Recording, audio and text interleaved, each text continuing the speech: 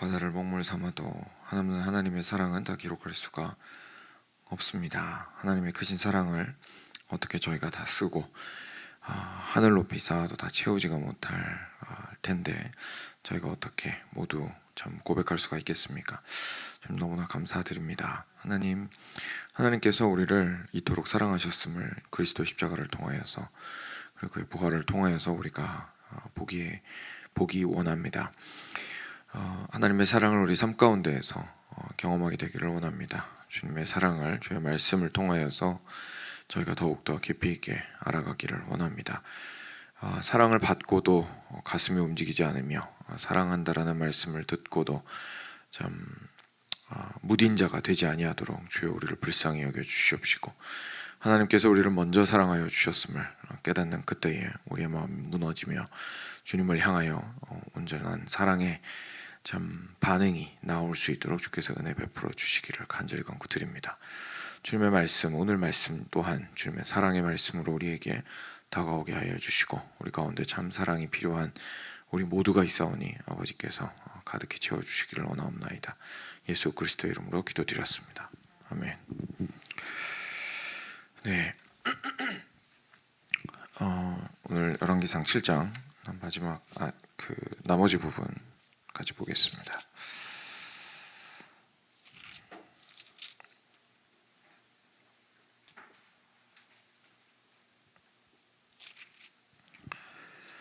(23절부터) (51절까지입니다) 네, 좀 분량이 되지만 저희 같이 교독하도록 하겠습니다. 제가 먼저 읽겠습니다.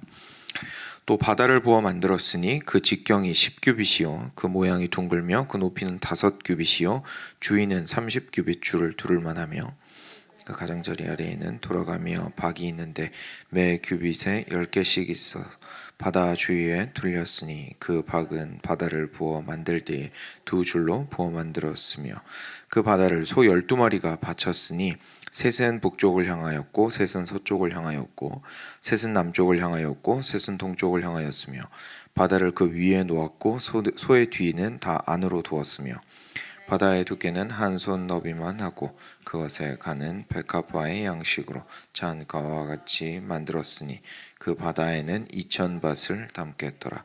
또 노수로 받침술의 열을 만들었으니 매 받침술의 길이가 4규빗이요 너비가 4규빗이요 높이가 3규빗이라.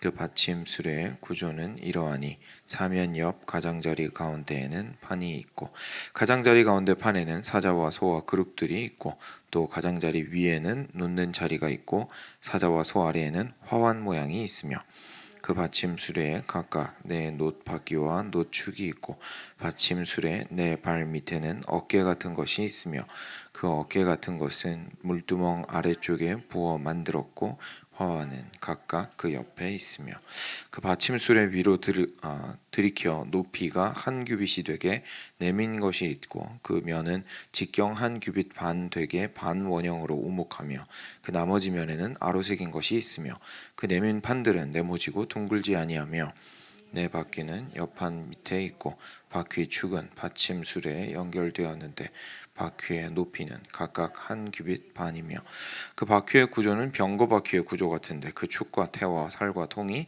다 부어 만든 것이며 받침술에 네 모퉁이에 어깨 같은 것 넷이 있는데 그 어깨는 받침술에와 연결되었고 받침술에 위에 둥근 테두리가 있는데 높이가 반 규빗이요 또 받침술에 위에 버팀대와 옆판들이 받침술에와 연결되었고 뒷판과 옆판에는 각각 빈 곳을 따라 그룹들과 사자와 종려나무를 아로새겼고 또 그 둘레에 화환 모양이 있더라. 이와 같이 받침술에 10개를 만들었는데 그 부어 만든 법과 크기와 양식을 다 동일하게 만들었더라. 또 물두멍 10개를 놋으로 만들었는데 물두멍마다 각각 40밭을 담게 하였으며 매 물두멍의 직경은 4규빗이라 10받침술에 위에 각각 물두멍이 하나씩이더라. 그 받침술의 5은 성전 오른쪽에 두었고 5은 성전 왼쪽에 두었고 성전 오른쪽 동남쪽에는 그 바다를 두었더라. 이라미 또 부삽과 대접들을 만들었더라.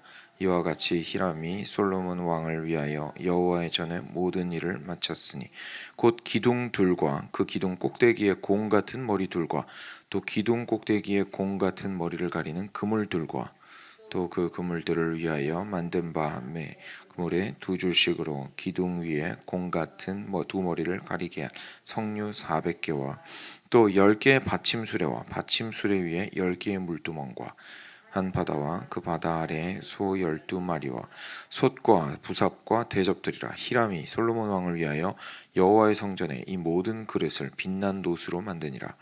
왕이 요단 평지에서 수콧과 사르단 사이에 차진 흙에 그것들을 부어내었더라.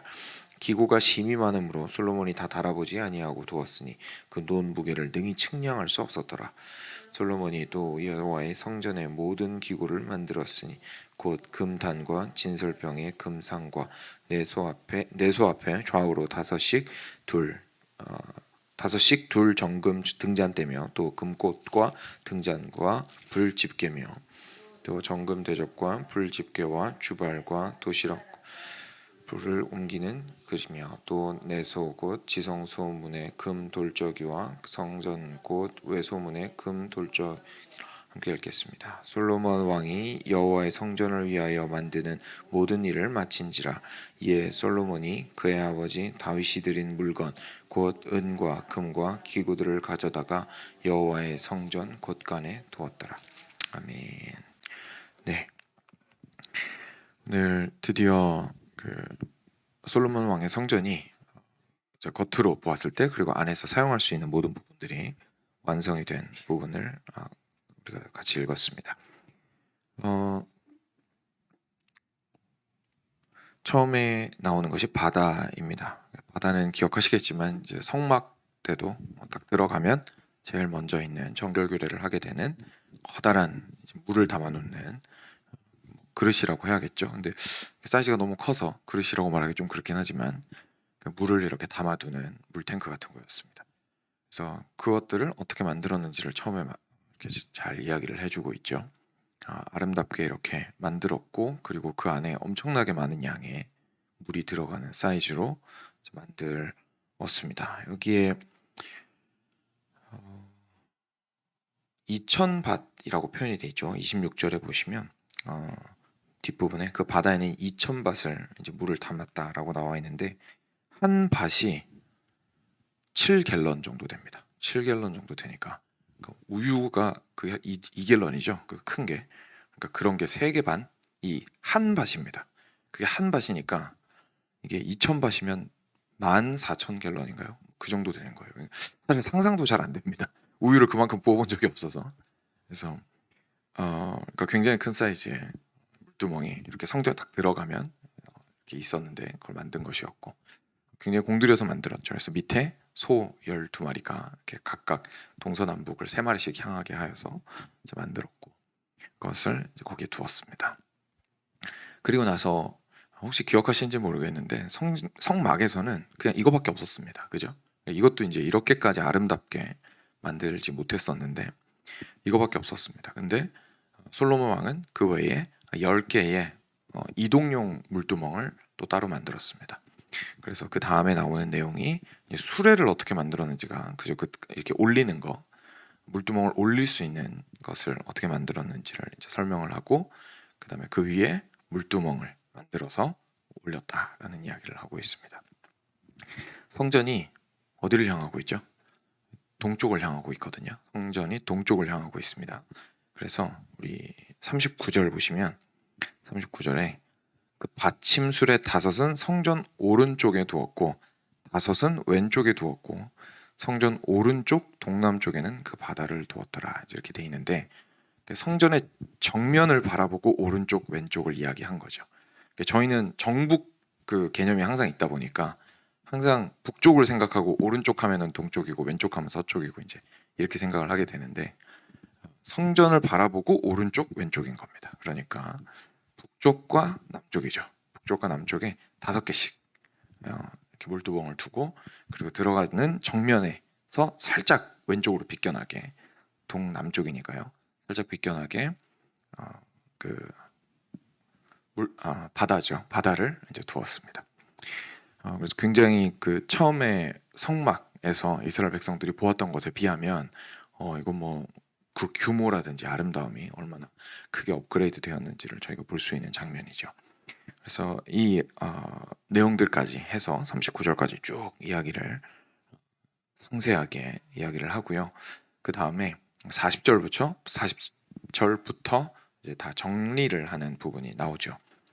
히람이 여기에서 이렇게 노수로 만들 수 있는 모든 것들을 다 그렇게 만들었던 겁니다. 그러니까 히람이 굉장히 일을 많이 한 거죠.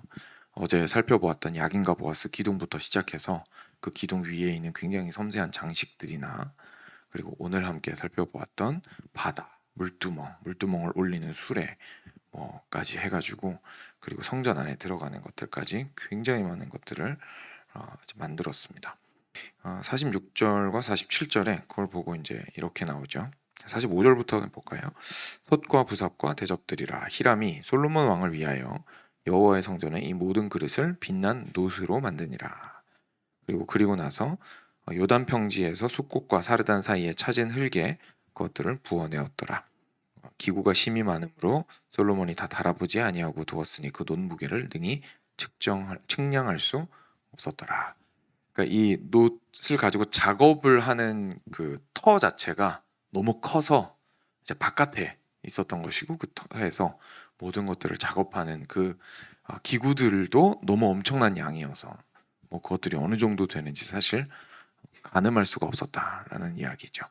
그러니까 고대 시대에 뭐 지금도 이 정도 사이즈가 되면 한 건물에 이렇게까지 투자하는 건 거의 불가능에 가까울 텐데 이 당시에 정말 엄청난 권력과 그리고 부를 쏟아부어서 이 작업들을 했던 것을 볼 수가 있습니다. 지금 저희가 만드는 건물들은 대부분 실용적인 목적으로 만들잖아요. 그래서 아무리 크게 만들어도 그렇게까지 막 화려하고 사치스럽게 만들지는 않죠. 근데 시카고 다운타운만 가도 사실 예전에 시카고가 막 굉장히 부흥했을 때의 건축물들을 아주 그러니까 좀 사치스럽게 그리고 아주 호화롭게 건물 자체에 조각을 해서 만든 것들을 보실 수가 있는데 그런 것처럼 건물 자체에 엄청나게 투자를 해가지고 그것들이 겉으로 보았을 때에 압도당할 수 있는 그런 모습으로 만들었고 그걸 위해서 얼마나 많은 에너지가 사용이 되었는지를 볼 수가 있습니다. 그리고 나서 이제 마지막에 솔로몬이 그 성전을 위해서 준비한 것들에 대해서 마지막 정리를 하고 있습니다. 솔로몬이 48절입니다. 또 여호와의 성전에 모든 기구를 만들었으니 이 금단이 이제 분향단입니다. 분향단. 그리고 진설병의 금상, 내소 앞에 좌우로 5씩 둘 정금 등잔대며 또 금꽃과 등잔과 불집게며 또 정금 대접과 불집게와 주발과 숟가락과 불을 옮기는 그릇이며 또 내소곧 지송소문의 금돌적이와 성전곧 와소문의 금돌적이더라 라고 이야기를 합니다. 그리고 나서 마지막으로 솔로몬 왕이 여호와의 성전을 위하여 만드는 모든 일을 드디어 마치고 어떻게 했냐면 다윗이 준비했던 물건들이 있었잖아요. 이렇게 모아두었던 물건들, 성전을 위해서 모아두었던 은과 금과 그 기구들을 가져다가 성전 곳간에 두어서 확실하게 하나님을 위해서 이렇게 따로 떼어서 바치고자 모아두었던 것들을 성전 안으로 이제 드림으로써 하나님의 것인 것을 명확하게 하였던 것을 저희가 보게 됩니다. 여러분 여기서 저희가 좀 볼 수 있는 것들이 있는데요. 일단 첫 번째로 저희가 좀 생각을 해볼 수 있는 게 아까 처음에 바다와 그리고 물두멍 할 때 제가 잠깐 말씀드렸지만 이 솔로몬의 성전은 갑자기 새로 생긴 건물이 아니라 그 이전에 전신이 있었다는 것을 저희가 기억할 필요가 있습니다. 바로 성막이었죠. 그러니까 이동식으로 하나님을 동일한 율법을 지키면서 섬길 수 있도록 하기 위해서 만들었던 건축물이라고 하기도 좀 뭐하죠. 이동식 어떤 공간을 이스라엘 백성들은 오랫동안 가지고 있었습니다.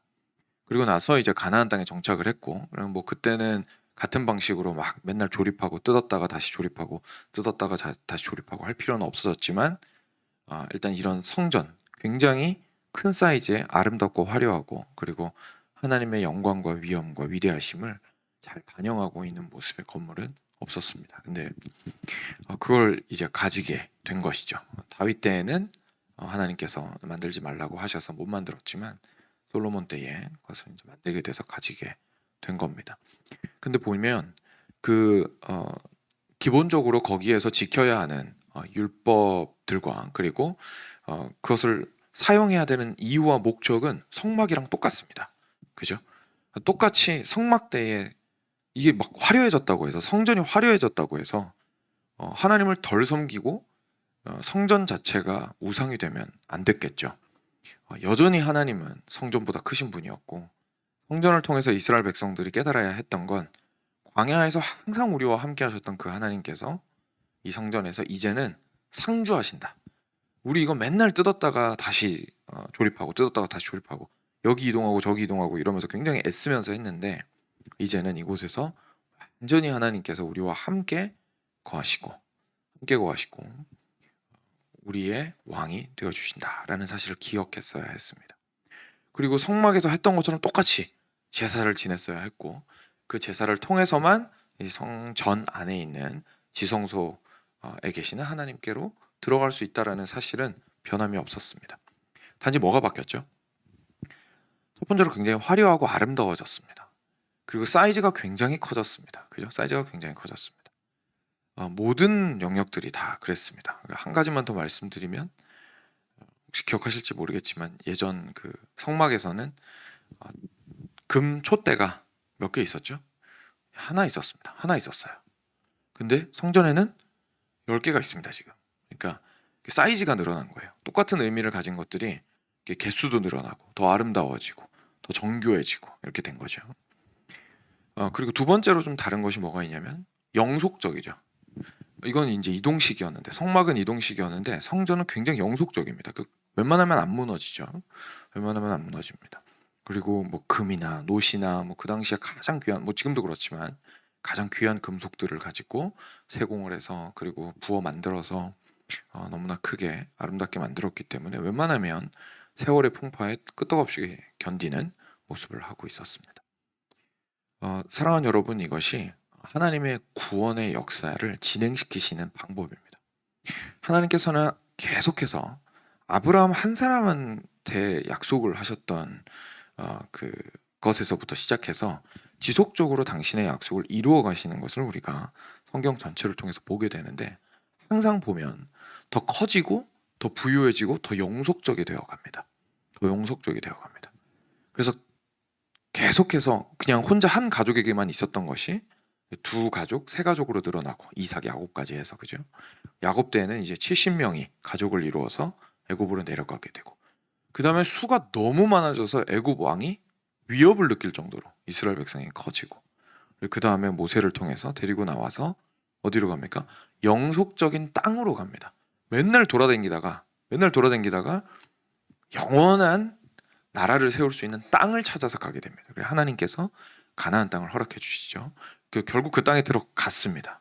그리고 그 땅에서 하나님께서 그 나라를 공고하게 하시는 것을 저희가 보게 됩니다. 다윗을 통해서 일단 정리를 많이 하시고 그리고 나라를 통일하시죠.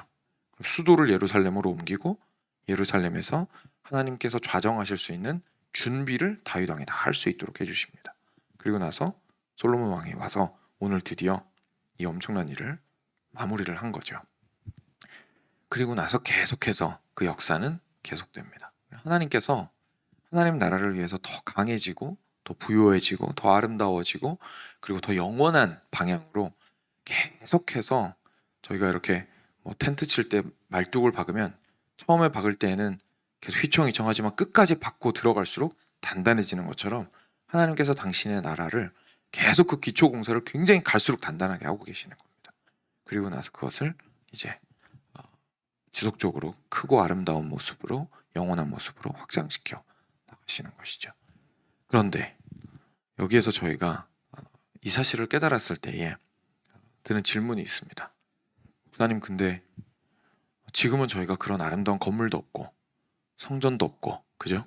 그리고 예수님은 그런 거 필요 없다고 하셨는데 그러면은 영속적인 방향을 위해서 성전을 만들었는데 그거 다 무너지고 지금은 없는데 이게 어떻게 되는 거죠?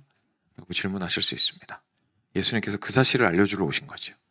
뭐냐면 이제까지 하나님께서 항상 더욱더 아름다워지고 강하여지고 부유하여지고 영원한 하나님의 나라를 세우는 방향으로 그 구원 사역을 이끌어 오셨다면 우리의 성전으로서 오신 예수 그리스도는 눈으로 보이는 솔로몬의 성전보다 훨씬 더 강하고 훨씬 더 부유하고 훨씬 더 영원한 성전 그 자체다 라는 것을 우리한테 알려주시는 겁니다. 그러니까 눈을 바꾸시는 거죠. 그러니까 이때는 와, 이렇게 아름다운 성전이 우리나라에 생겼으니까 그 다음은 어떻게 될까? 야, 팔레스타인 전부 우리가 다 먹겠구나. 여기 발칸반도까지 다 먹는 거 아닐까? 그죠? 전 세계를 호령하는 나라가 되지 않을까? 눈에 보이는 걸로 계속 생각을 했을 겁니다. 지금 이 성전이 이 정도인데 와, 이 다음에 올 성전은 얼마나 크고 위대하고 더 아름다울까? 온 세상에서 가장 아름답고 사람들이 와서 고개를 숙일 수밖에 없는 그런 성전을 만들지 않을까? 라고 고대를 했겠죠. 왜냐하면 그게 우리 눈에는 아름답고 강하고 영원한 거니까. 근데 예수님이 오셔서 말씀하시는 거예요. 깜짝 놀라지 마라. 너네가 지금까지 보았던 눈에 보이는 그 성전은 아무리 아름다워 보여도 다 그림자야. 너희들이 이제까지 보았던 영원에 대한 그 모든 그림들은 그래봤자 다 그림자야. 지금 내가 옴으로써, 직접 옴으로써 소개하는 이 하나님 나라야말로 온전하고 지금 이때 솔로몬 성전과 그리고 예수님 당시의 헤롯 성전이 보여주었던 아름다움과 그 영원함을 뛰어넘는 것이다 라는 것을 보여주시기 위해서 예수님께서 직접 오셨던 것이죠. 그리고 그 성전을 예수님께서 자기 스스로를 성전이라고 부르셨고 그리고 우리를 당신의 기업이라고 불러주셨습니다. 그래서 지금 이때의 솔로몬 성전의 아름다움을 보면 볼수록 우리는 예수님의 아름다움과 그리고 교회의 아름다움을 사실 볼 수 있어야 합니다. 겉으로 보이는 것에 저희가 이게 무슨 아름답고 영원하고 귀한 것이 있단 말인가 라고 말하는 것이 아니라 하나님께서 무엇을 더 귀하게 여기시고 아름답게 여기시고 영원하게 해나가시는지를 우리가 보고 감격하고 그리고 감사하며 이 땅 가운데에서 지속적으로 성전으로서의 모습을 살아나가는 것이 필요할 것 같습니다. 그것이 우리가 오늘 솔로몬 성전을 보면서 새롭게 발견하게 되는 예수님과 우리 자신들에 대한 이야기입니다. 같이 함께 기도하겠습니다. 먼저 오늘 말씀 가지고 기도하고요. 같이 어제 혹시 기도 제목 받으셨는지 모르겠는데 조숙진 집사님 가정 위해서 같이 제가 기도 제목 드릴 테니까 같이 기도하도록 하겠습니다. 일단